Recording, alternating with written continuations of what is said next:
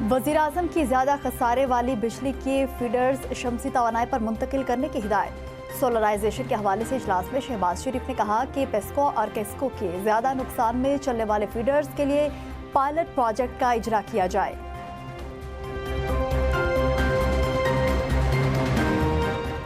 इस्लामी ताउन तंजीम का गैर मामूली इजलास कल जद्दा में होगा। नायब वज़ीर आज़म इसहाक डार आज रात सऊदी अरब रवाना होंगे। तर्जुमान दफ्तर खारिजा के मुताबिक इसहाक डार इजलास में पाकिस्तान की नुमाइंदगी और मेंबर ममालिक के वज़राए खारजा से मुलाकातें करेंगे।